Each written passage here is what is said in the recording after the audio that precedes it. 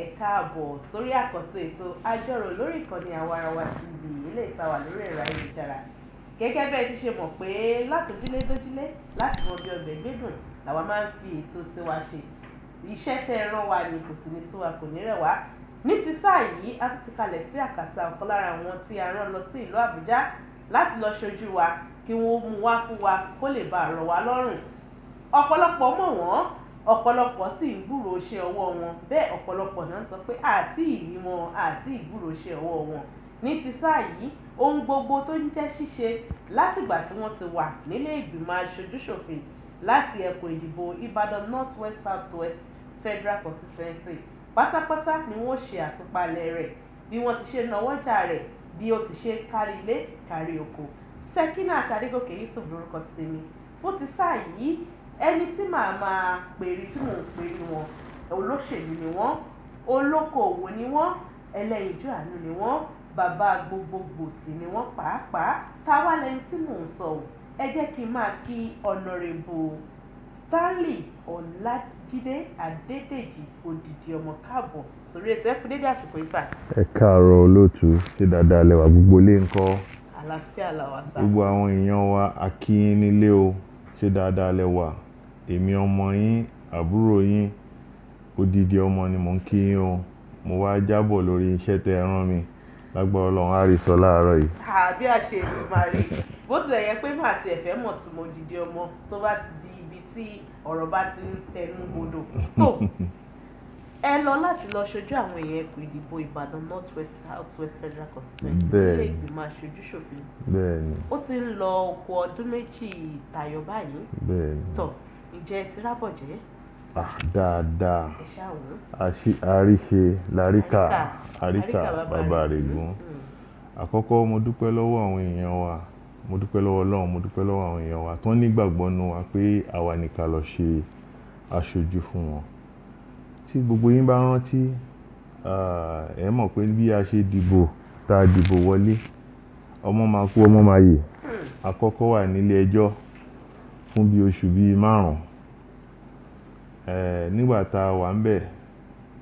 àkọ́kọ́ àdẹ̀dúpẹ́ lọ́dọ̀ Ọlọ́run ajẹjà ajẹrí ní kóòtù méjì la lọ a lọ sí tribunal a dẹ̀ lọ sí appeal nígbà tá a dẹ̀ padà ṣetán a bẹ̀rẹ̀ iṣẹ́ nígbà tó ní December 2019 a ṣe medical outreach ètò ìwòsàn ìlera ọ̀fẹ́ nínú ètò yẹn ó dàbí ẹni pé èèyàn bíi 8,205 la touch ní Ìbàdàn North West South West Federal Constituency ńgbà yẹn torí a gbé wá sí constituency office wa ń bí àtọ́jú àwọn èèyàn ń bẹ̀ ìgbà yẹn gan la realize pé Ọlọ́run ló ní ká ṣe ọ̀pọ̀ a lot of people ló ń rìn káàkiri tí wọ́n ti ẹ̀ mọ̀ tó wà lára wọn ẹlòmíì ní àrùn ṣúgà ẹlòmíì ní hypertension ẹlòmíì oríṣiríṣi bẹ́ẹ̀ and then látìgbà náà lọ́n títí dìsìn lára àwọn tí a ti ń tọ́jú látìgbà ṣe ń sanwó oògùn ẹlòmíì dọ́là so àkọ́kọ́ ń tá àkọ́kọ́ ṣe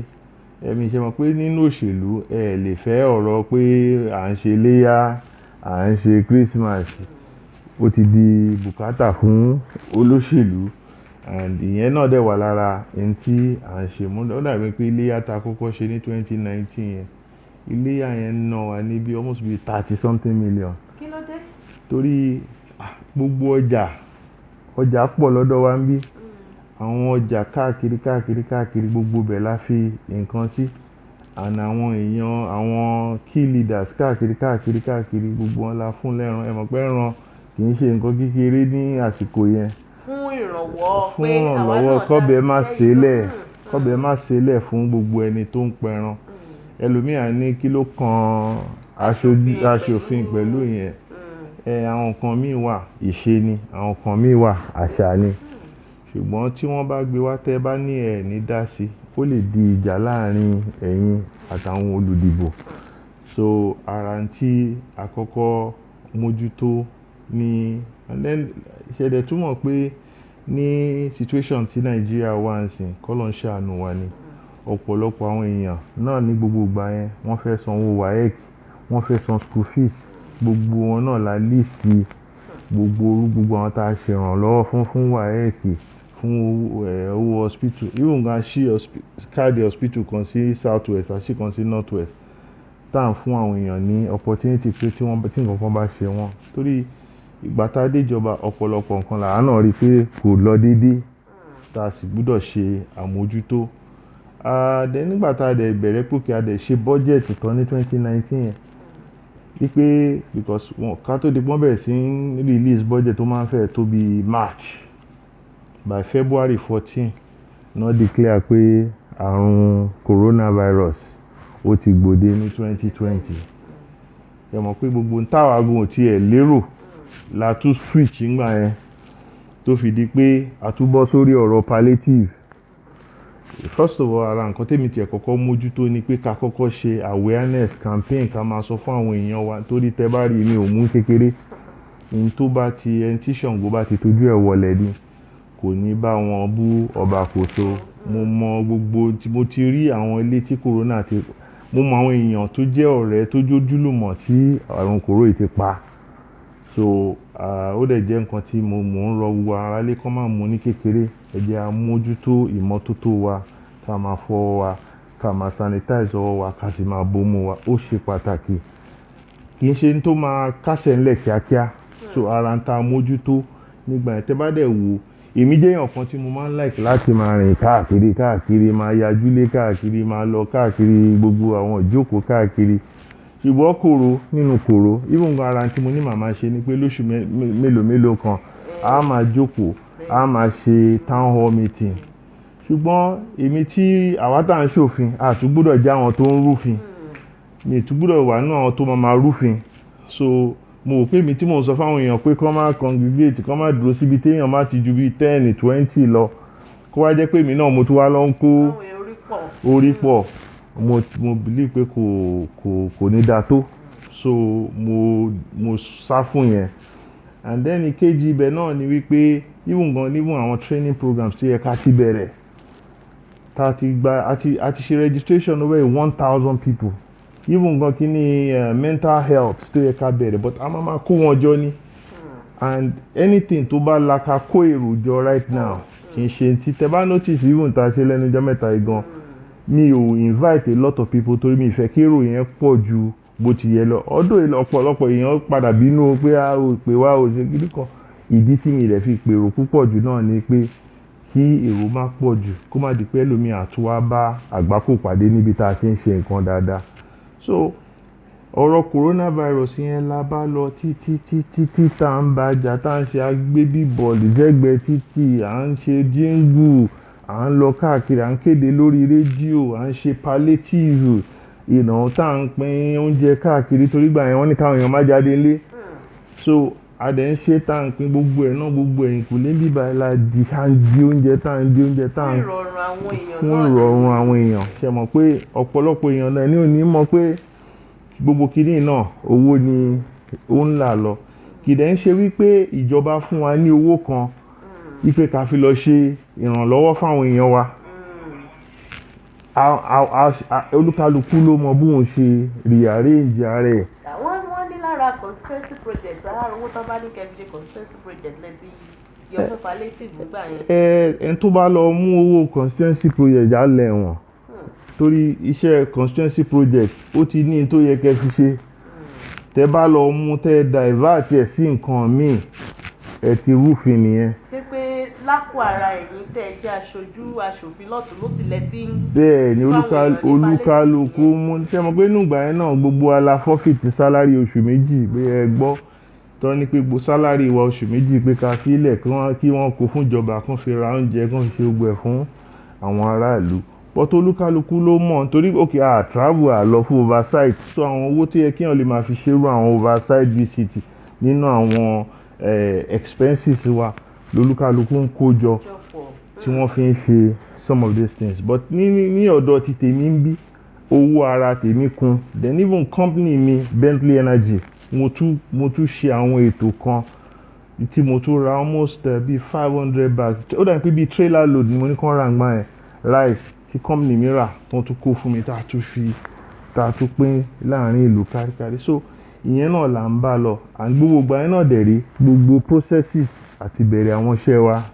gbogbo àwọn constituency project a lè bẹ̀rẹ̀ torí àwọn civil servant tó yẹ kó máa process àwọn iṣẹ́ náà wọn wá síbi iṣẹ́ kò sí nǹkan kan tí wọ́n lè ṣe even oversight a lè lọ but à ń ṣe gbogbo àwọn legislative duties lábẹ́ because most members 7 committee 8 committees no belong to, but in my own case I've been co-opted into so many committees. I'm in almost about 22 different committees. So torí èmi ni mo fẹ́ bẹ́ẹ̀ torí mo fẹ́ contribute sí good change tí mo expect wà ní Nàìjíríà. So and dúpẹ́ fọ́lọ́run ó ń lọ dáadáa. So lé ọ̀rọ̀ legislative duty ẹ rí pé College of Agri kan wà ní bíbáyìí tí mo move motion kan tí mo move bill kan tá fẹ́ sọ di university ìyẹn ń lọ lọ́wọ́ báyìí tá n process ni tá n ṣiṣẹ́ lọ́wọ́ lórí ẹ̀ ìyẹn gba a lot of my time because there's a lot of research because èmi believe pé tá bá tún gbé university kan wá sí agbègbè wa yìí a tún jẹ́ kí ọrọ̀ ajé agbègbè wa yìí kó tún lọ sókè lẹ́nu ẹ̀ náà ẹ rí i pé mo tún ṣe chairman public account ní Ọ̀yọ́ state tá a wá ṣe ìkan níjọ́gbọ̀n bíbá tá a wà fún bí ọ̀sẹ̀ mélòó kan tá à ń pe gbogbo àwọn agencies ẹ mọ̀ pé wọ́n ní wọ́n ṣe home grown school feeding program. gẹ́gẹ́ bí because a ṣe document kan tí a há fún àwọn aráàlú nígbà kan tí mo highlight àwọn nǹkan tá a ti ṣe nígbà tá a ṣe 1 year in office. Màá share náà pẹ̀lú ẹ̀yin. Àkọ́kọ́ bẹ̀ ni pé a san owó WAEC àwọn ọba 100 students. Bí ọgọ́rùn-ún? Yes, bí ọgọ́rùn-ún. Then a fún educational grants fún àwọn 50 students. Okay, tó ń get admission sí university. Tó jẹ́ ọmọ ẹkùn ìdìbò yìí tẹ́ ẹ ti ṣojú yìí. Gbogbo wọn dẹ̀ la lórúkọ wọn. And then gẹ́gẹ́ bí member Committee on Tertiary Education nígbà tí wọ́n ṣe kíní ìdánwò JAMB a lọ wo condition tí wọ́n fi àwọn ọmọ yẹn sí láti ṣe àwọn exams wọn which basically ọ̀pọ̀lọpọ̀ nǹkan la rí ń bẹ̀. Ní àwọn agbègbè nígbà tí wọ́n ti ń ṣe ìdánwò JAMB a lọ káàkiri àwọn centers káàkiri títí ó fi dé gbogbo UI gbogbo kì í ṣe UI fúnra yín àbí tẹ̀yìn àwọn aṣojú tí mo èmi fúnra ra ní tí mo léwájú tí mo káwọn èèyàn lọ pé ká lọ wo tó ń lọ nítorí future education wa ó wà tied into the JAMB and WAEC so lórí then lórí healthcare there was one tí mo sọ fún yín nípa ọ̀rọ̀ àwọn ọmọdé àtàwọn àgbàlagbà tá a ṣe constituency outreach fún and then there was also one time mo sọ fún yín nípa pé empowerment àti register àwọn èèyàn bíi 1000 ṣùgbọ́n coronavirus ò tí ì jẹ́ ká lè bẹ̀rẹ̀ àwọn training ẹ̀ lára ẹ̀ ní electrical lára ẹ̀ ní mechanic lára ẹ̀ ní POP lára ẹ̀ ní so oríṣiríṣi àwọn ọṣẹ́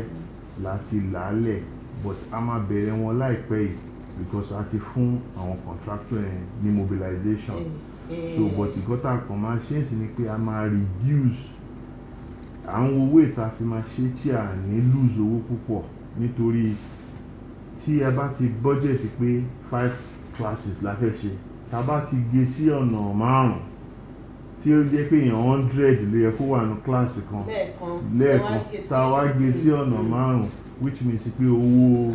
teacher àtúgùn nígbà tá a ti mọ̀ pé kì í ṣe pé corona yìí máa kásẹ̀ nílẹ̀ kíákíá báyìí kò ní tó 1000 yẹn tá a expect láti ṣe nítorí kòrò torí otherwise budget tá a ní kò ní lè kéta fún mọ́ so and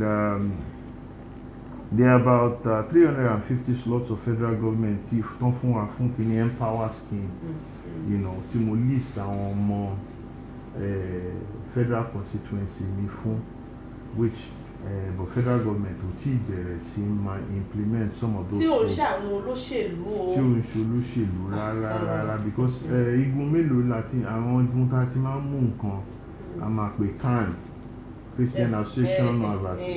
a máa pè àwọn Muslim associations náà kan fún wa léèyàn a máa pè àwọn NURTW náà kan fún wa láwọn èèyàn so bẹ́ẹ̀ then àwọn CDAs community development associations and a máa pè àwọn so that kó lè kárí so because bá a ṣe pé 1,000 slots yẹn náà nìyẹn then lórí environmental tẹ bá notice pé òjò ti já ọ̀pọ̀lọpọ̀ àwọn bíríìjì wa tẹ bá lọ káàkiri ẹ̀rọ àwọn bíríìjì káàkiri láti gbogbo Ìbàdàn ni so òjò ti já ọ̀pọ̀lọpọ̀ àwọn bíríìjì wa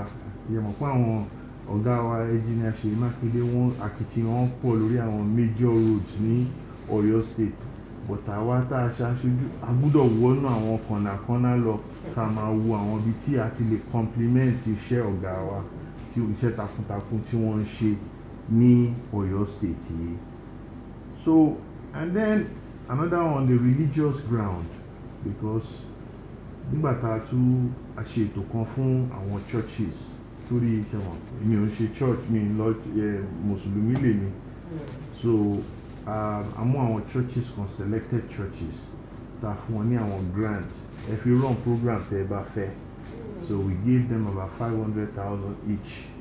and I think we picked about 5 churches at that time and then a tún mú àwọn mọ́ṣáláṣí náà tá a tún fún ní the same thing then èmi dẹ̀ jẹ́ èèyàn kan kì í ṣe gbogbo ẹ̀ náà ni ó láti jẹ́ owó òṣèlú àwọn kan mi wá tèmi náà máa ń ṣe in my own capacity irú máàmù wa kan ní Lebanon Street níbi tá a ti máa ń kírun ní Gbági mẹ́ẹ̀ tó jẹ́ pé a lọ sí àdẹ̀gbọ́ pé bàbá ò ní ọkọ̀ tí wọ́n ń gùn bàbá dẹ̀ ti dàgbà àdẹ̀dúpẹ́ lọ́lọ́run pé ó fi ti ara wa ṣe ọkọ̀ ayọ́kẹ́lẹ́ fún bàbá ìmáàmù kán lè máa fi gbé bàbá káàkiri ẹ̀wọ̀n awuyewuye ẹ̀ pọ̀ nítorí kì í ṣe bàbá yẹn nìkan náà ló ní ìdí ọkọ̀ èyí tó ṣẹlẹ̀ pẹ̀lú òṣèlú ni pé tẹ bá ṣe fún èèyàn kan àwọn ẹlòmíín náà ó béèrè so àbọ̀tá àlè nítorí pé àlágbára láti ṣe fún gbogbo èèyàn ká má ṣe rárá so à ń ṣe gbogbo ìyẹn lọ mo ti sọ̀rọ̀ nípa COVID relief tá a ṣe but now let me talk about physical projects. nǹkan tí a lè rí tá a lè fi ẹ̀rí ẹ̀ múlẹ̀ báyìí. torí àwọn physical projects yẹn ló jẹ èmi lógún jù because ṣẹ́rí primary education it's ibi tí foundation everybody wà nìyẹn ọmọ máa ga ọmọ máa gùnkè basic education is very important. School kan wà ní Mọ̀lété ńbẹ̀ láti ìlú mọ́ ọ̀pọ̀lọpọ̀ èèyàn tó ti ń lọ bẹ̀ class 3 block of classroom kan wà ńbẹ̀ tó ti fẹ́ ó ti wó tán ní kámáàtì ẹ̀ tí sọ àtúnkọ́ àti rúùfù ẹ̀ ń sìn wọ́n ti plaster ẹ̀ ká ṣe wọ́n ti gbé windows sí wọ́n ti gbé lẹ̀kùn sí ká ṣe tẹ̀ràzú ẹ̀ ká ṣe sílẹ̀. ọ̀nà owó lẹ fi mọ̀ pé ilé ìwé àwọn classrooms kan wà tó. èmi máa ń káàkiri alárìnká ní olóṣèlú. ṣé kì í ṣe pé bóyá wọ́n wá sọ fún pé ọlọ́run ẹgbà wá o. wọn kọ lẹ́tà sí mi rárá láti bí ò kọ lẹ́tà sí mi rárá ẹ ti lè béèrè lọ́wọ́ ẹ lè lọ sọ́dọ̀ headmaster wọn bẹ̀kẹ́ béèrè wọn kọ lẹ́tà sí mi rárá even UMC torí kó má dàbí pé Muslim school ni mo mú nítorí kó jẹ́ rátìbí mo tún lọ sínú UMC náà mo tún mú ẹ̀mọ̀kí Christian school nìyẹn náà so ẹ̀mọ̀kí gbogbo tí èèyàn bá ń ṣe inú òṣèlú èèyàn gbọ́dọ̀ máa balance ẹ̀ ní èèyàn gbọ́dọ̀ ṣe sósì otherwise èèyàn kó má dàbí pé èèyàn ń ba ibì kan jẹ́ so a tún lọ sínú UMC náà a mú classroom yẹn ti wà ń bẹ̀ tipẹ́ tó ti abandon ẹ̀ tipẹ́tipẹ́. kò ń ṣe pé bóyá ẹ gbọ́ parẹ́ àbáwọn èèyàn yín náà ti ẹ̀fọ́ sí létí. yẹmọ̀pá máa ń ṣe meeting nínú bẹ̀ a máa ń ṣe nínú meeting nínú bẹ̀ so àwọn èèyàn kan ni wọ́n á ní pé kán lọ bá mi wo bẹ̀ náà so wọ́n á sọ pé classroom kan náà wà ń bẹ̀ tó jẹ́ pé kò tiẹ̀ so ìyẹn náà ń sìn tẹ́ bá débẹ̀ ń sìn tó máa fi di bí ọ̀sẹ̀ tó ń bọ̀ ń sìn wọ́n máa bẹ̀rẹ̀ sí ń kún gbogbo àwọn school mẹ́tẹ̀ẹ̀ta tí mò ń sọ èyí kan náà wà ní ìdí kan St Patrick ní ìdí kan ní North West náà ìyẹn náà wà níbẹ̀ náà tá à ń ṣe complete renovation ìdí bí ẹlẹ́gbẹ́ pé à ń tún lé kọ́ ni kì í ṣe pé renovation because gbogbo condition táwọn school yẹn wà kò ṣe máa fẹnu sọ ọ̀gá wa engineer Ṣèyí Mákindé akitiyan wọn pọ̀ lórí ọ̀rọ̀ kíní ìwọ̀n díẹ̀díẹ̀ táwa náà bá lè máa ṣe láti máa kún wọn lọ́wọ́ ni àwa náà fi ń gbé àwọn ìgbésẹ̀ yìí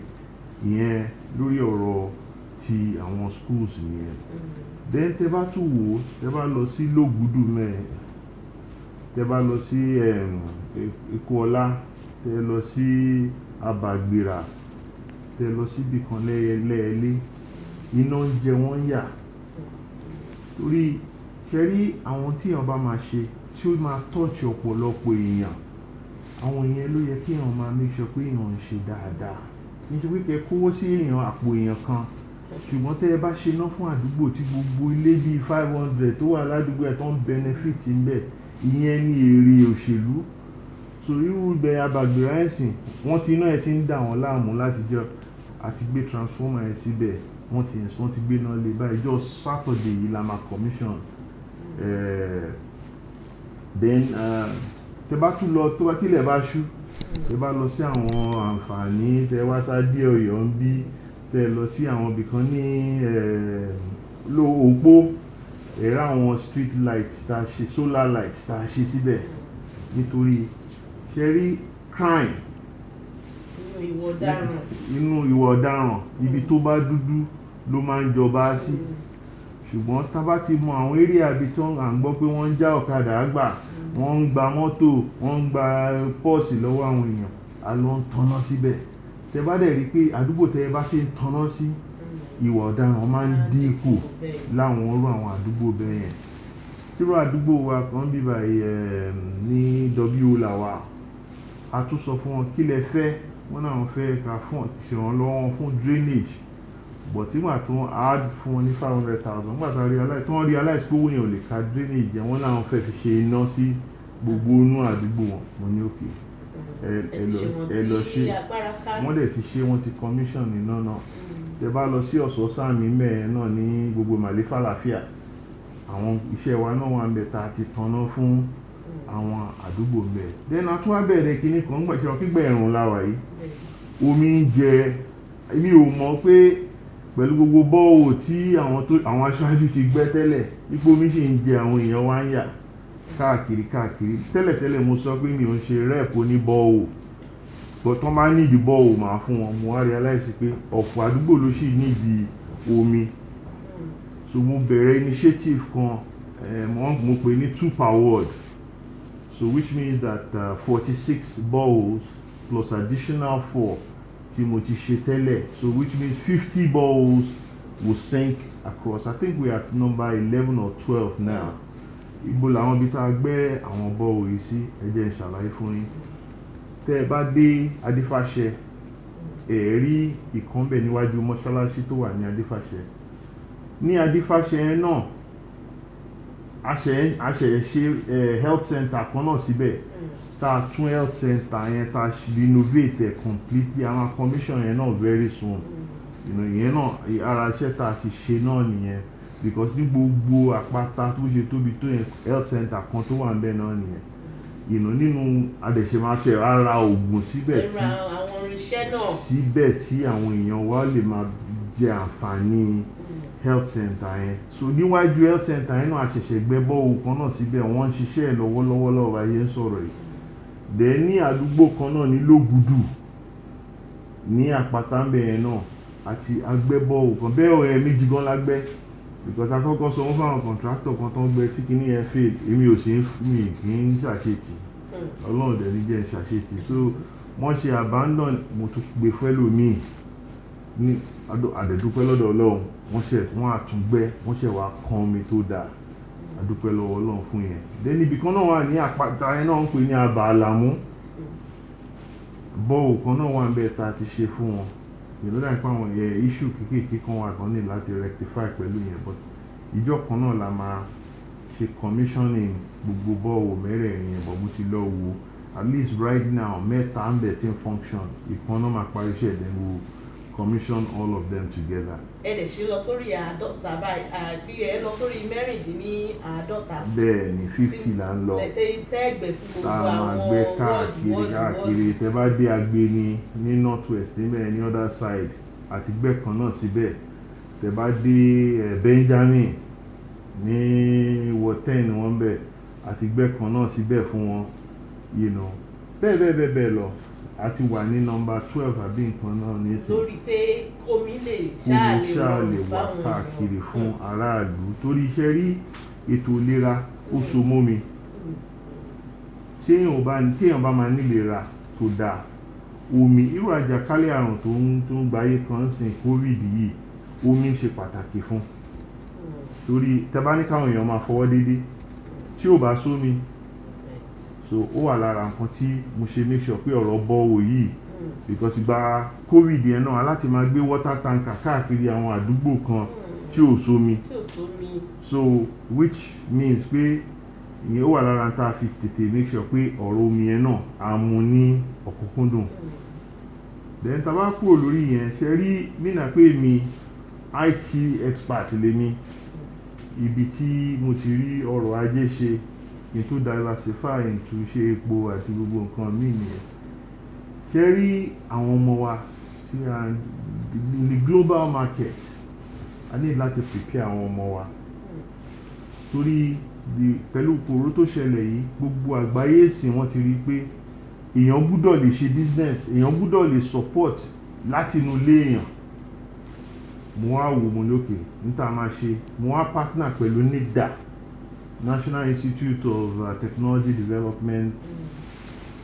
tẹ́ bá dé Òkè Àdó High School rí state of the art ICT center kan tá a ṣe fẹ́ commission nísìn iṣẹ́ yẹn kì í ṣọ̀rọ̀ iṣẹ́ 50 million a ṣe náwó sí kò tí ì pọ̀jù àti ìyànjú ẹ̀ tán tẹ́ bá dé ẹlẹ́ẹ̀lẹ́ high school náà ẹ̀rí kan náà ń bẹ̀ tá a ti ṣe ìjọ kan náà la máa commission méjèèjì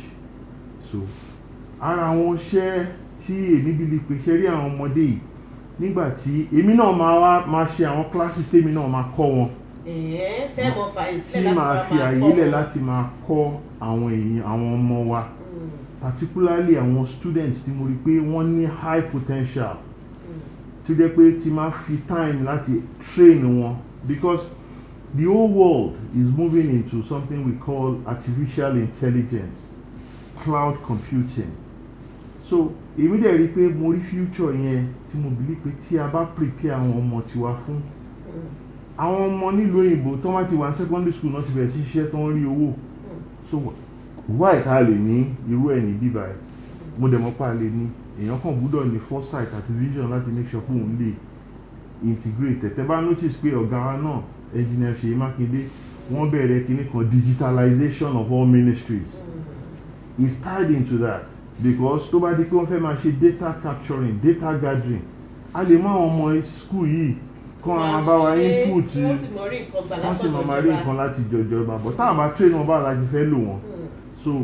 àwọn centers yìí tẹ́ bá débẹ̀ gbogbo àwọn kan tẹ́ lè lọ verify ni àwọn kan tí ó ṣe sign ẹ̀ wà níbẹ̀ even gan ti wa gan ṣe máa lọ gbórúkọ wa sí abẹ́ ẹ̀ ni àwọn NIDA ti gbé sign nìkan tá a wá la partner pẹ̀lú wọn láti ṣe sí Òkè Àdó Baptist High School lókè Àdó àti ẹlẹ́ẹ̀lẹ́ ní high school so àti bẹ́ẹ̀ bẹ́ẹ̀ lọ ṣe rí iṣẹ́ ìlú is endless and kò ṣeé ṣe tán èèyàn dẹ̀ gbúdọ̀ máa dúró de thank you látọ̀rọ̀ aráàlú because èmi ni mo fara mílẹ̀ pé mo fẹ́ sáàbù wọn wọn mú fọ́ọ̀mù wá bá mi èmi ni mo sọ pé mo fẹ́ ṣàṣojú fún wọn wọ́n fi dìbò fún mi wọlé and kò dẹ̀ wọ̀ mí lọ́rùn kò ṣe tó tu the only thing tí mo kàn bẹ lọ́n kíákíá kọ́ lọ́n ṣe fún wa ni kí ọ̀rọ̀ kòró yìí kó tètè kásẹ̀ kúrò ńlẹ̀ ká lè bẹ̀rẹ̀ sí máa yọjú lé káàkiri bá a ṣe máa yà tẹ́lẹ̀ táwọn èèyàn wa fi ń rí wa déédéé nítorí nísìn ibùgbé mi gan tí mi ò bá rí èèyàn inú mi ò kí ń dùn tí má ti rí èèyàn ní sàkání mi ò láìkí máa dá wà tí má ti rí èèyàn ní sàkání mi inú mi máa ń dùn so èmi gan náà fẹ́ kí ọ̀rọ̀ kòró yìí tètè kásẹ̀ kúrò ńlẹ̀. pàápàá ọ̀rọ̀ táwọn mi ti tẹ sọ́ngbà yẹn lórí rédíò pé ẹ̀ mọ́ ó wà very important very important because ṣe mọ̀ àwọn èèyàn wa ó ní kí wọ́n máa engage wọn ẹlòmíì wà wọ́n mọ bí tó irú tẹ́ wá ṣe lé ní ẹ̀sìn inú mi dùn sí nítorí pé avenue kan láti tún sọ fún àwọn èèyàn wa níta tí ń ṣe látijọ́ ẹ̀ nìyẹn nítẹ̀lómi ìfogún ọdún ṣe èmi tó máa fi di May June nísìn ẹ wá wo rẹ́kọ̀dì tẹ́ ẹ bá ń lẹ̀. Bí ìbéèrè yóò bá ti ẹ̀ lórí pé báwo lẹ ti ṣe fẹ́ engage àwọn ọ̀dọ́ ní agbègbè ẹ ti sọ̀rọ̀ lórí rẹ̀ ó wá kù ètò ààbò ní ẹkùn ìdìbò yín. Ó kù kan o ó sì kù méjì pàápàá a ṣe empowerment kan lánàá ọjọ́ mẹ́ta yìí tá a kó àwọn ọ̀dọ́ wa a kó ọ̀dọ́ 100 a kó wọn sí NUJ gan láti ṣe tá a train wọn ní bí wọ́n ṣe ń ṣe ọ̀dà wọ́n ṣe ń ṣe ọ̀dà láti ilẹ̀ a train wọn a dẹ̀ fún wọn ní owó láàrẹ̀ àwọn kan ní bóyá wọ́n dà pé wọ́n ní wọ́n rí wheelbarrow ara irinṣẹ́ tá a pín fún wọn fún iṣẹ́ ọ̀dà nìyẹn. Pé kì í ṣe pé bóyá. Wheelbarrow even contractor tá a gbéṣẹ́ fún ló decide pé àwọn máa fún wọn wheelbarrow àwọn máa fún wọn láwọn chemicals tí wọ́n ń lò láti lè máa fi move àwọn nǹkan tí wọ́n ní àrà nígbà tí ṣe pé bí àwọn ti ní ibi iṣẹ́ tó ti ń ṣiṣẹ́ so a ṣe yẹn and it's even gbọ́ ìkànnà àwọn tá a kọ́ bó ṣe ń ṣe ọ̀dà òun la fẹ́ ra ọ̀dà tá a fẹ́ fi kùn àwọn school ní pápápá àwọn school tá a fẹ́ kùn sí dára àwọn tá a kọ́ àwọn ọ̀dọ́ wa tá a kọ́ bó ṣe ń ṣe ọ̀dà la fẹ́ ra ọ̀dà lọ́wọ́ ẹ̀ báyìí. Èmi rò pé ọ̀rọ̀ pé wọ́n ṣọ̀dà wọ́n ń ṣe gbogbo ẹ̀ bí ò bá dé ìlú òyìnbó kí wọ́n àbí iṣẹ́ aláwọ̀ iṣẹ́ tó ṣe dáadáa. irọ́ àwọn iṣẹ́ tó ṣe dáadáa wà ṣebí kan la ṣẹ̀ṣẹ̀ ń jọ Monday yìí tá a kó àwọn ọ̀dọ́ tá a kọ́ wọn ẹ má fún mi lẹ́jẹ̀ kọ́ bí wọ́n ṣe ń pẹja a kọ́ wọn bí wọ́n ṣe ń grow ẹja láti ilẹ̀ wá a fún wọn táǹkì ńlá a dẹ̀ fún wọn ní báàgì gbogbo oúnjẹ tí àwọn ẹja yẹn máa jẹ fún bí oṣù mélòó kan a dẹ̀ kó ẹja fún wọn wọ́n ṣe training fún wọn even gan platform kan wà tá a ti create fún wọn sì ta fi tí wọ́n ń béèrè question ẹlòmíín wà tó jẹ́ pé bí ẹja mélòó kan kú tán sọ fún pé òkè ìjọ o ti change omi látijọ́ tí o ti ṣe kíní ìjẹ́ o ti wo báyìí o ti ṣe báyìí so àwọn instructor yẹn wọn kì í ṣe pé wọ́n kàn kọ́ wọn tó wọ́n fi wọ́n lẹ̀ wọ́n sì tún. Àwọn tí ẹ ń sọ pé ẹ̀kọ́ lórí bí wọ́n ṣe ń ṣe ọ̀dà yìí ṣé ẹ fún wọn lówó káwọn náà lọ fi dájú yàrá báwo lẹ ṣe fún wọn. nígbà tí wọ́n parí training yẹn because that training yẹn bí 1 week náà fi ṣe nígbà tó ń parí training yẹn àwa kó gbọ́ àwọn material startup wọ́n máa ń pè ní startup kit so a gbé startup kit wọn a dẹ̀ fún wọn ní owó because tí wọ́n bá fún yàn startup kit tí ò bá ní owó bí ó fẹ́ sáré ra chemical kan ni ìgbọ́sí mi ò mọ̀ ń pa ẹ̀ wọ́n pè kan àwọn sóló kíní kan oríṣiríṣi náà ń porúkọ àwọn kíní yẹn ṣùgbọ́n it's very encouraging inú mi dẹ̀ máa ń dùn tí máa ń rí àwọn some of àwọn students wa yẹn torí pé àwọn kan show interest àwọn kan wà kò sí nǹkan tẹ́ lè ṣe sí wọ́n máa ta àwọn nǹkan tẹ́ kó fún wọn kò sí lè fẹ́rù ẹ̀ kù but majority wọn a sì rí pé wọ́n ń tiraka wọ́n ń ṣe ní tó yẹ kí wọ́n máa ṣe. nǹkan tẹ́ sọ ìyọ̀rọ̀ tó pààyàn lẹ́rìn púpọ̀ ni ṣùgbọ́n kó tó ní pàbọ̀ tẹ̀sán wájú lórí àwọn ọ̀rọ̀ lórí ètò ààbò ní ìpínlẹ̀ Ọ̀yọ́ lẹ́kùn ìdìbò wọn ìjádókè lọ́nà.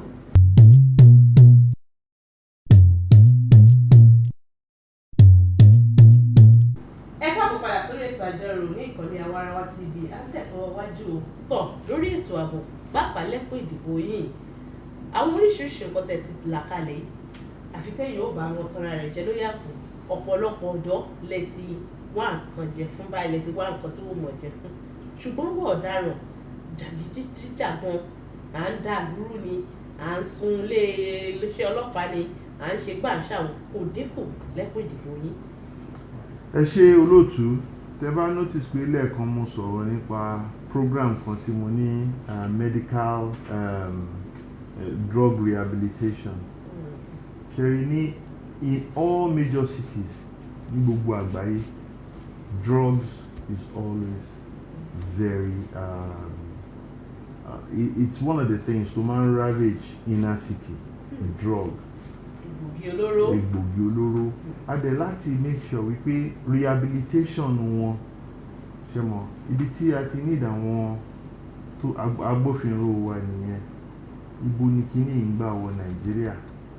láti lè bẹ̀rẹ̀ sí máa stop even gan ọmọ mi wà tó jẹ́ pé tí wọ́n bá rí nǹkan mi wọ́n á mú gọ́ọ̀mù lásán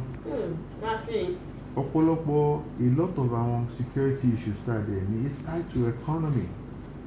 you know tí ìjọba lápapọ̀ tí wọ́n bá tí àwọn program kò síbẹ̀ ilé ṣe federal government ló ń drive economy Nàìjíríà tí wọ́n bá ń ṣe gbogbo nǹkan tó yẹ kí wọ́n máa ṣe ọ̀pọ̀lọpọ̀ nǹkan tí à ń sọ yìí á dínkù ẹ jẹ́ kí n sọ bí lójú tèmi tí ẹ bá sọ̀rọ̀ ọ̀rọ̀ bó ṣe ń pa àwọn èèyàn àwọn Fúlàní àwọn tó ṣe ń ṣe drug tó ṣe ń ṣe inner city tó ń pa àwọn ará wọn ẹ jẹ́ kókó mẹ́nu lè ti tọrọ àwọn Fúlàní is a national issue.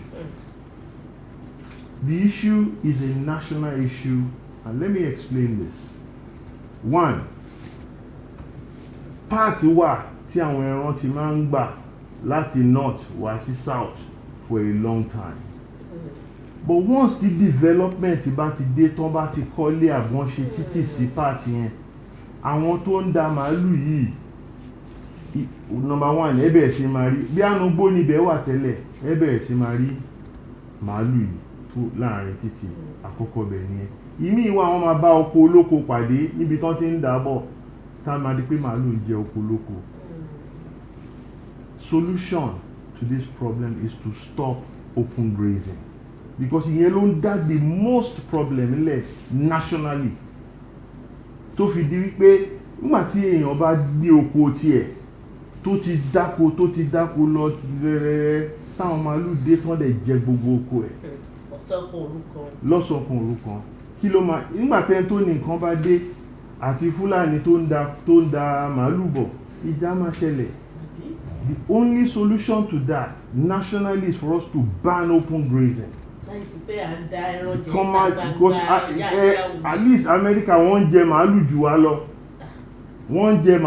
lọ ní America lẹ́yìn pé kẹ́ máa lọ ní àwọn ranches tẹ́ bá ń lọ lórí highway kẹ́ máa rí àwọn ranches lẹ́gbẹ̀ẹ́ títì tó jẹ́ pé wọ́n ti fẹ́ǹsì ẹ̀ ránà ó máa tóbi gan ẹ̀ẹ́dẹ̀ máa rí àwọn màálù ń bẹ̀ tí wọ́n territory wọn nìyẹn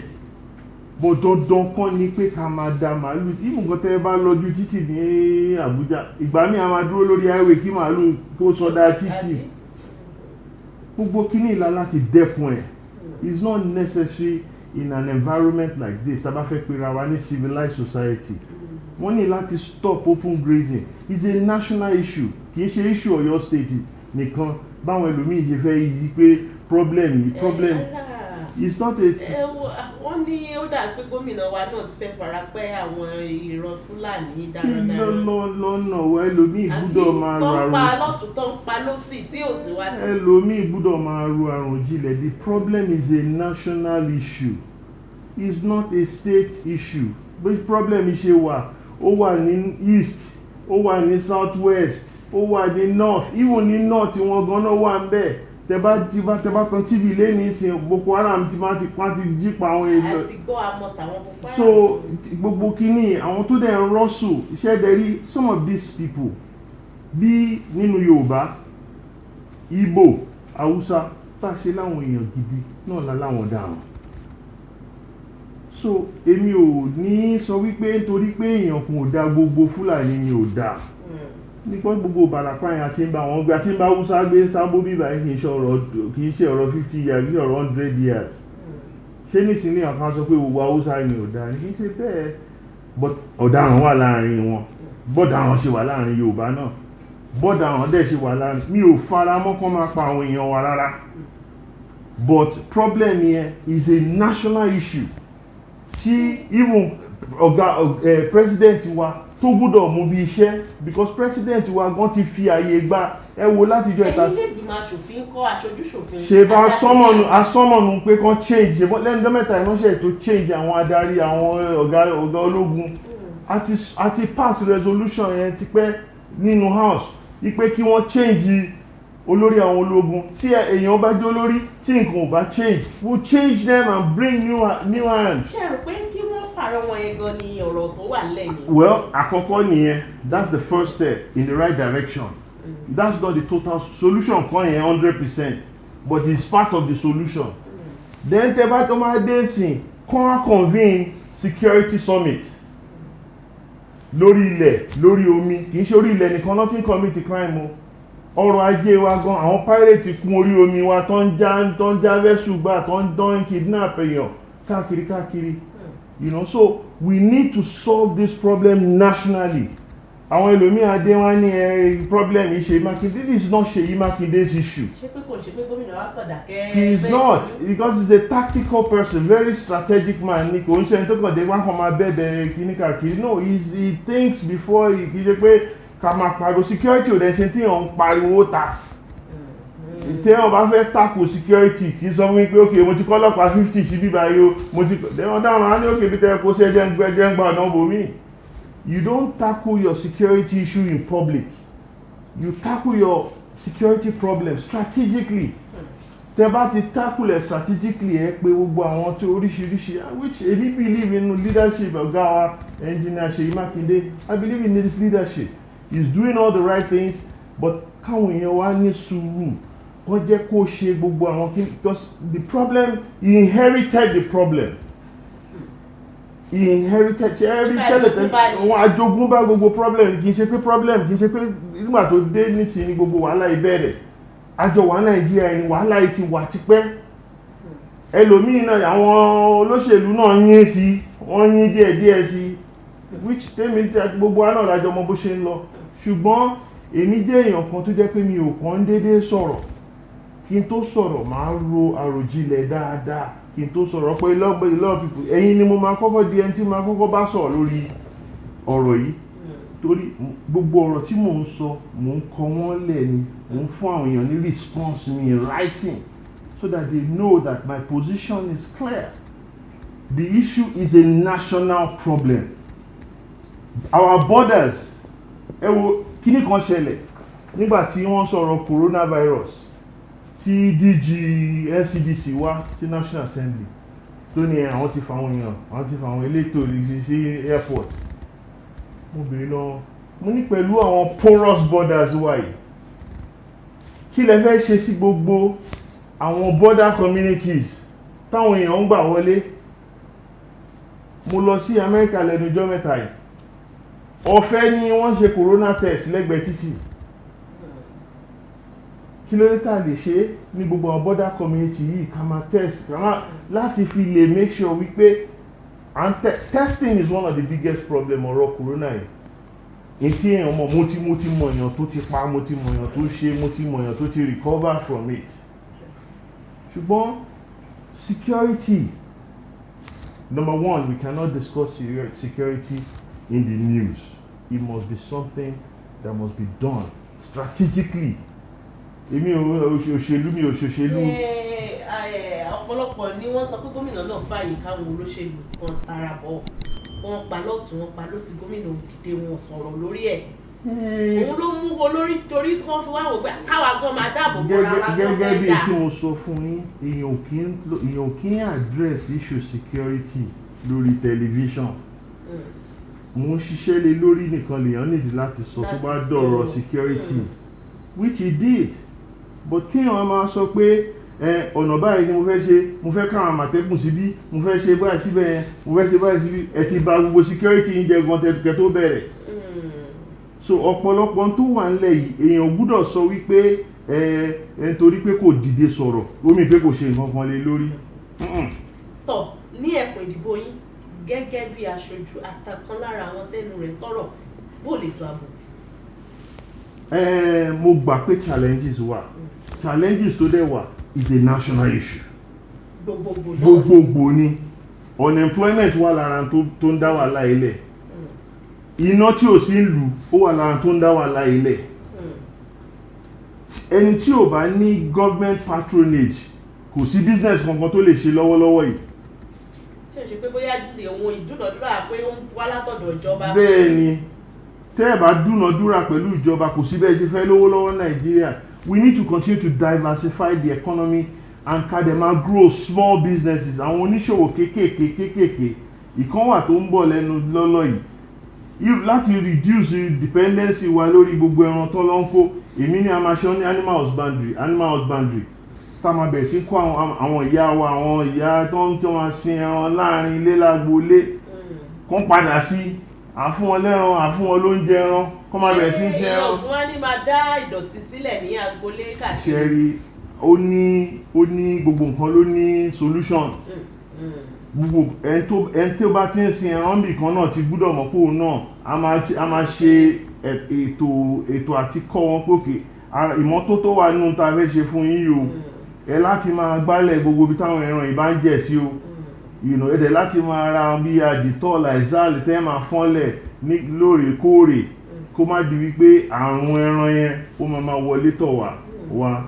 so but ní títorí pé a fẹ́ mú ọ̀pọ̀lọpọ̀ àdúgbò ń sin lẹ́ máa rí oríṣiríṣi ta need láti address but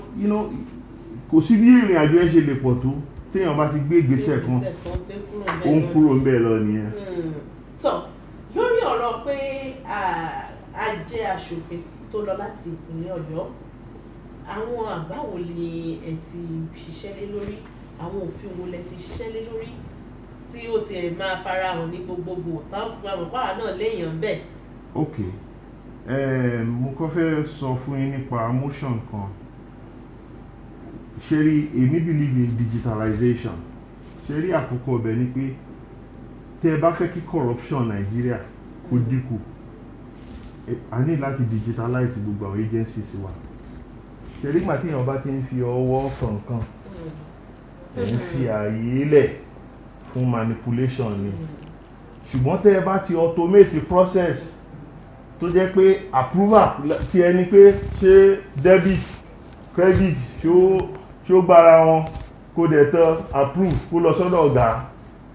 kọ́gà dẹ̀ sẹ́ndì ẹ̀ sọ́dọ̀ sí pé èbò tó ṣe pẹ́ńsù tó ṣe lè sà ká máa fọwọ́ kọ oríṣiríṣi ó wà lára problem tí èmi believe pé corruption fi ń thrive ní Nàìjíríà téèyàn bá dé any ministry tí ò ní wọ́n ní òkè lọ sanwó sí bank ó sanwó sí bank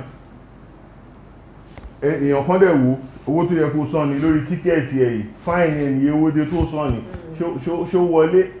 tí àwọn accountant dẹ̀ sọ pé àwọn ti rí owó yìí so mo move motion kan lórí digitalization even for the National Assembly as a whole because gbogbo iṣẹ́ tiwa tó ń lò pé àwọn bá kúrò tí 9th assembly bá parí ìsìn kó má jẹ́ pé nígbà tí 10th assembly bá tútú bẹ̀rẹ̀ àwọn tó máa bẹ̀rẹ̀ ń bẹ̀ wọ́n á tún bẹ̀rẹ̀ from scratch but tá bá ti document gbogbo ń tà ń ṣe ń bẹ̀ táwọn ẹlòmíì bá débẹ̀ because gbogbo jẹjọ́ tí wọ́n bá bẹ̀rẹ̀ nǹkan yóò kú mẹ́jọ kan ṣùgbọ́n jẹ́ tó bá kúrò mẹ́ kó mọ̀ pé document wà ń bẹ̀ táwọn tó bá débẹ̀ tó máa dé bá tẹ bá débẹ̀ ṣe àní library kankan àní gbogbo so mo move motion lórí yẹn. So the spate of modernization of our road, there's a joint and public infrastructure and telecommunication. There's a joint motion that we moved on that one as well. To the revitalization of textile industry, I moved the motion on that because I want to buy now. Even the Tebanti, if you got showcase, ó ń ṣe léèsì ní Ìjẹ̀bú Òde ń bí báyìí. Gbogbo kíní lọ ó yẹ kó ti pọ̀ sí ní kò tí pọ̀ tó so lórí Central Bank tí wọ́n ń charge àwọn owó kan tí ó yẹ kán máa charge mo mú motion kan lé orí yẹn náà nítorí gbogbo charges kan charge bank ó ti pọ̀ jù. Níbo ni ọ̀rọ̀ yẹn dé dúró gan tó rọ́ ṣe kókó. Ṣe rí wọ́n bá sẹ́yìn owó sí ẹni sì fara wọ́n ti yọ ẹ rí pé lẹ́nujọ́ mẹ́ta yìí sìn tí owó tán bá ń yọ wọ́n fi kún tẹ bá fẹ́ send 20,000 sí ọ̀gán sìn ẹ rí pé lórí alert dẹ̀ máa rí a ní 20,053 naira and 70 something kobo fún visibility èló lẹ charge fún owó yìí tẹ́lẹ̀tẹ́lẹ̀ wọn kì í ṣe bẹ́ẹ̀ wọ́n á ṣe 20,000 ẹ̀wádìí wọ́n máa debit owó yẹn ṣúkẹ́ tẹ́ẹ̀ ni mo tó jẹ́ kan stop ẹ̀ ara ìtàn fi stop ẹ̀ tó fi jẹ́ pé ìtẹ́ bá rí tán sẹ́ẹ̀lì yẹn gbogbo ẹ̀ lọ́wọ́ kan ni ló ti lálàyé nú then ẹ rí pé lẹ́nujọ́ mẹ́ta yìí sí wọ́n tún ṣe reduction lórí iye tí wọ́n ń gbà tẹ́lẹ̀tẹ́lẹ̀ ẹ kàn máa rí 100 naira debit gíní kan debit ó wá so ara tí ìyẹn wà fún nìyẹn. So there's also a motion on the curb of corruption in the civil service ìyẹn ni mo sọ̀rọ̀ lé lórí pé automation wípé tá a bá ti lè get rid gbogbo automation but bureaucracy tó wà nínú civil service ó ti pọ̀ jù ó ti pọ̀ jù. àwọn alágbára. bẹ́ẹ̀ gbéṣẹ́ kan lọ ministry kan sí there's too many bureaucracy we need to reduce the cost of governance and the cost of doing business. Cost of doing business yẹn gan ló high jù òun ló high jù we need to change that narrative so that about change there nǹkan á better you know. Then there was also a motion on the review of procurement process tí ìjọba bá fẹ́ ra nǹkan process wo náà ń lò procurement processing there's also a motion that we moved on reviewing that process because that process tá à ń lò sí ó ti tóbi jù. I need to make it smaller and more efficient and we need to automate that process. Èmi believe in technology gan. I believe technology can solve majority of the problems. We are too, for the size of our country, bí Nigeria ṣe tóbi tó yìí, our dependency on technology is not enough. We need to put more emphasis on technology across the nation.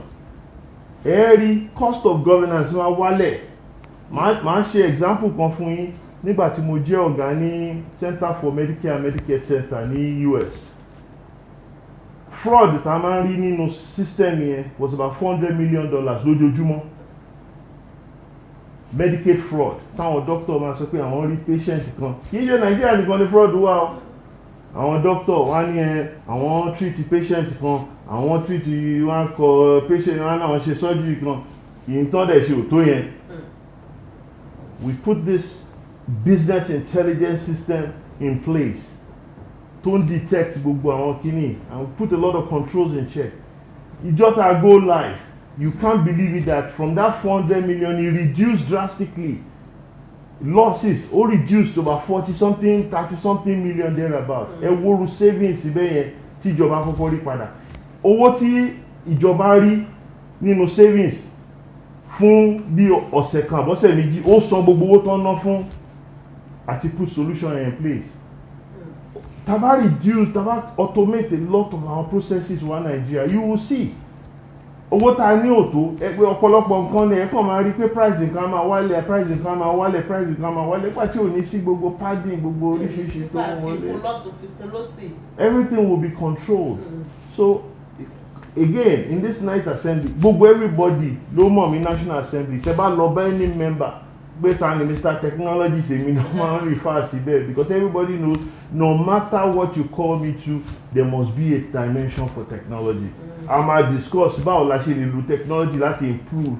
in time deal pẹ̀lú nínú ọlọ́pàá à ń sọ nínú public account à ń sọ nínú appropriation à ń sọ nínú telecommunication gbogbo connectivity mọ̀ wà health services náà à ń sọ so gbogbo àwọn kìíní simple little things for example nsìn ní ilé ibi táwọn ọmọ mi wà nílùú tí wọ́n fẹ́ tanná mo lè tanná lórí fóònù mo lè paná lórí fóònù mi ní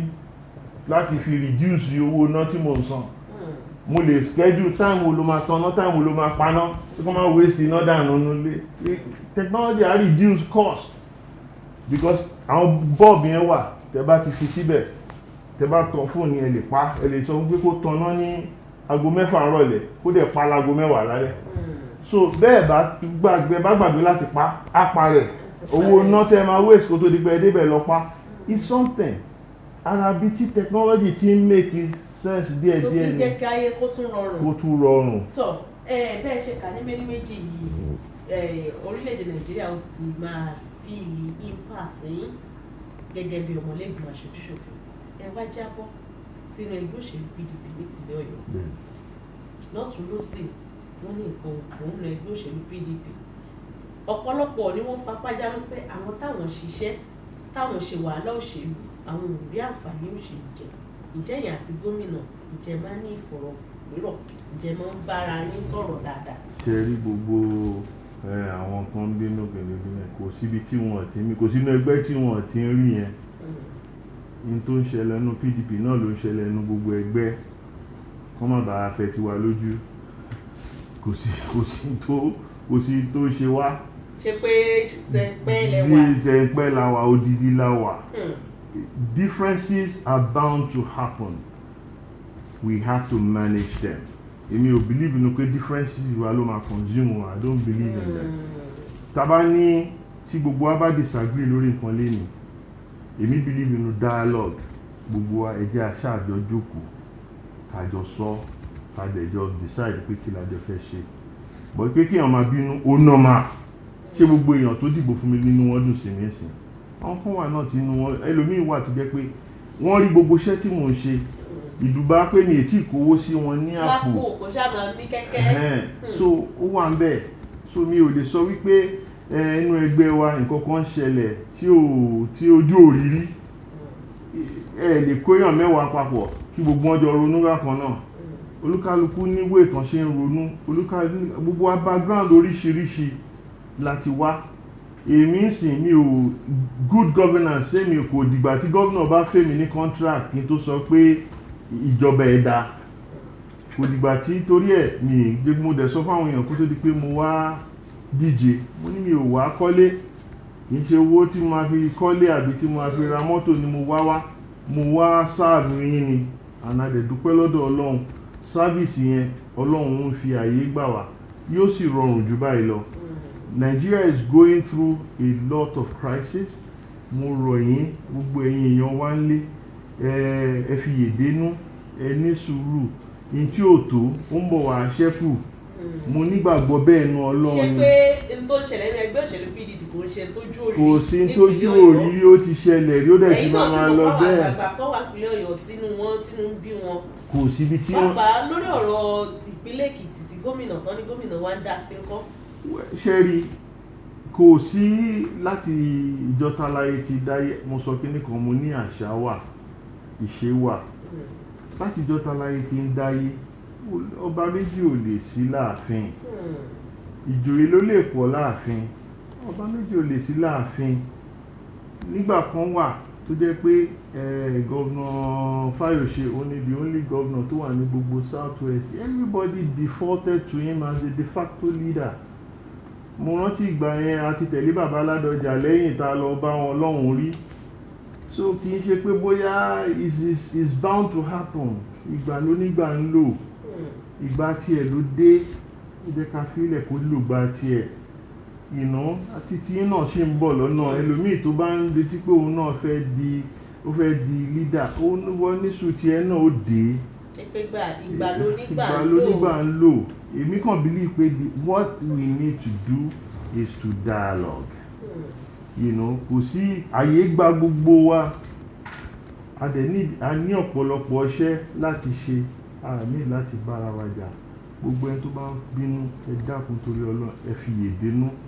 Gbogbo ohun tí ó dàbí ẹni pé ó ń lọ àárọ̀ kò sí tó le láyè tí ò ní rọ̀. Ìgbàgbọ́ tèmi nìyẹn o. Báwo ni àwọn ará ẹkùn ìdìbò yín ṣe lè kàn sí yín bóyá wọ́n ní ẹ̀hónú kan àbí nǹkan kan tó fẹ́ fi hàn? Ṣé rí kíní kan ni mo máa ń sọ fún àwọn èèyàn wa. Pàápàá jùlọ lẹ́nu ọjọ́ mẹ́ta mò ń gbọ́ pé àwọn kan ló ń fi orúkọ wa máa gbá àwọn èèyàn ní hospital ní chọ́ọ̀chì tó ń lọ bẹ̀ tó ń la fẹ́ ṣe ìfàmì fún wa máa rẹ́gísítà kan máa san owó. Ẹ má san owó fún èèyàn kankan o. Odidi ọmọ máa fún yín lówó ni kò tún ní gbowó lọ́wọ́ yín o. Anybody tó bá ní ẹ mú wá ẹ sá fún wọn olè ni wọ́n fẹ́ lù yín jìbìtì ni. Tí anything tẹ́ bá rí tó bá rú yín lójú torí ẹ̀ la fi ọ́fíìsì wa sí gbangba lórí ring road ní wà ní ring road ní Ìyànà Adéọ̀yọ́. Ẹ rí bánà pọ̀ ń bẹ̀ lè míìsì ẹ ti rí bánà Ọlájọ́ odidi ọmọ gbogbo ayé lórí ẹ rí níwájú ẹ̀ báyìí Ṣèyí Mákindé náà wà bẹ́ẹ̀ odidi ọmọ wà wájú bí ẹni kẹ́ lọ tẹ́ bá ní tẹ́ fẹ́ béèrè. Dẹ́ fóònù nọ́mbà mi lè rí ọ̀pọ̀lọpọ̀ àwọn èèyàn ló ní. Mo ń gẹ̀ẹ́tì tẹ́ bá pè mí torí mo ṣe ń ṣe meeting pẹ̀lú ìsìn àwọn calls kan ti wọlé sí tí mi ò lè gbé máa ṣe pé padà ní but tẹ́ bá send text message sí mi wípé ẹ fẹ́ rí mi ẹ fẹ́ ṣe kíní kan because I'm always moving around. Committee kan á gbé wa lọ síbí committee kan á gbé wa lọ síbẹ̀ iṣẹ́ tẹ́ rán mi ni mò ń ṣe. Ṣùgbọ́n ẹ má wà títorí pé bóyá tẹ́ bá fẹ́ get mi ẹ send text message sí mi àbí kẹ́ send WhatsApp message sí mi. But àwọn weekends ló máa ń really rọrùn jù láti get mi torí pé kò kí ń sábà sí meeting tó pọ̀ lẹ́yìn meeting òṣèlú. Meeting National Assembly ò sábà pọ̀ weekend lẹ́yìn pé bí a kà lọ ṣe retreat kan bì kan àbí ká lọ ṣe oversight mi kan ká máa padà bọ́njọ́ Saturday àbí ká most of the time weekends are usually better. Ǹjẹ́ ìlérògbà àti padà fún sáà kejì ilé ìgbìmọ̀ aṣòfin? Ṣe rí gbogbo ọwọ́ Ọlọ́run ló wà. Ẹ̀mí tí ò ní dọ̀la kò èmi máa ń sọ kinní kan tí èèyàn bá ń sọ pé òun ní nǹkan kan òun lẹ́nu ohun mi kọ́lọ́njẹ tó ń wà kó wọn lọ́hùn bí mi ṣe máa ń sọ tèmi. Kí ló bá òdìdí ọmọ gan wá ọ̀pọ̀lọpọ̀ máa ń pè òdìdí ọmọ bò? Ìyá mi ló nítorí gbogbo nǹkan tí ọmọ fi ń du ìyá rẹ̀ àti bàbá rẹ̀ nínú ni mo jẹ́. Ìdẹ̀ ń ṣe bàbá àti ìyá nìkan ni mo jẹ́ dùnú fún gbogbo mọ̀lẹ́bí àtàrà mi ni. Ó dàbí nígbà tá a kọ́kọ́ wá sí show yín nígbà tí mo wá sí FM yín mo ṣàlàyé bó ṣe jẹ́ fún nígbà yẹn. Bí bá dẹ̀ rántí kì í ṣòṣèlú ló jẹ́ kí n bẹ̀rẹ̀ sí máa ṣe. Nígbà tá a bẹ̀rẹ̀ àǹfààní carnival ní 1991 owó tá a fi bẹ̀rẹ̀ carnival ńgbà yẹn gan ó kọ́lé tá a jókòó sí. But nítorí ìfẹ́ tí wọ́n ní sí ará ìlú àtàwọn ọ̀dọ́ so gbogbo àwọn nǹkan yìí ìyá mi bẹ̀rẹ̀ sí wò tó gbogbo ọmọ yìí ó ṣáà jẹ́ o package o whole lódìdí. Bẹ́ẹ̀ni. Táwa ní ká máa sọ̀rọ̀ lọ wọn ò ní fi kan pé méjì o ẹ̀yà ara lé ẹja fàdàgbà rìnrìn sí àyíká tún lè rí àwọn nǹkan míì láti sọ láwọn ọgbà míì ká bá tún láǹfààní láti ní ìfọ̀rọ̀wérọ̀ pẹ̀lú wọn ṣùgbọ́n kó tó di pé àwọn lọ ẹ bá wa fi àmọ̀ràn síta fún àwọn ọ̀rẹ́ ìdìbò yìí ìpínlẹ̀ Ọ̀yọ́ lápapọ̀. Mo dúpẹ́ lọ́wọ́ ẹ̀yin ará ilé mo dúpẹ́ lọ́wọ́ yín gan tẹ́ believe inú mi láti ṣàṣojú fún yín. Mo fi dá yín lójú pé gbogbo ohun t'Ọlọ́run bá fún mi ní agbára láti ṣe ni màá ṣe fún ẹkùn ìdìbò yìí láti make sure pé ìgbésí ayé ìrọ̀rùn ni gbogbo àjọ ń gbé. Gbogbo ọ̀nà náà ni màá fi make sure pé ihun tó bá jẹ́ ẹ̀tọ́ yín ni mo mú wálé fún yín. Ẹ fọkàn balẹ̀ lágbára Ọlọ́run gbogbo ẹ̀ ó ṣeé ṣe. Nǹkan ti bàjẹ́ púpọ̀ ṣùgbọ́n díẹ̀díẹ̀ la máa mú lágbára Ọlọ́run tọ́rọ̀ kúrò ìbá dé màá bẹ̀rẹ̀ sí ní yajú lé káàkiri bí mo ṣe máa ń ṣe tẹ́lẹ̀. Ọlọ́run ò ní jẹ́ ó bàjẹ́. Mo dúpẹ́ lọ́wọ́ yín o. Ọlọ́run sì máa jẹ́ ká àjíǹde ara máa jẹ́ fún yín. Gbogbo ẹ̀yin bàbá wa ńlé ẹ̀yin ìyá wa ńlé mo kí yín o. Èmi ọmọ yín odidi ọmọ ni mo kí yín o. Lágbára Ọlọ́run màá rí yín láìpẹ́. Ìbàdàn mo wà ṣùgbọ́n ó níwọ̀n tí mo lè ṣe meeting mọ́ náà ni. Mo dúpẹ́ lọ́wọ́ yín. Ẹ̀yin ará lé adúgbò pọ̀ lọ́wọ́ yín tẹ̀gbà wá lálejò àmọ̀rí yìí bá wà rí lérò kọ́tà wá tó pọ̀ sí láwọn ọgbà míì ẹ ó tún jẹ wá ní ìwòsàn. Lódìdí. Lórúkọ gbogbo ìgbìmọ̀ tá a jọ káwọ́ rìn wá láti wá ní ìfọ̀rọ̀wérọ̀ pẹ̀lú ọ̀nàrẹ́bù wa títí dìgbà míì tẹ́tí máa pàdé wa ẹ má gbàgbé láti subscribe sórí ìkànnì Àwarawa TV lórí Instagram lórí Twitter lórí Facebook bẹ́ẹ̀ lórí YouTube títí di ìgbà míì láti máa pàdé pẹ̀lú àlejò pàtàkì míì Sekinat Adégòkè yìí ti lórúkọ sí mi ó di lábọ̀.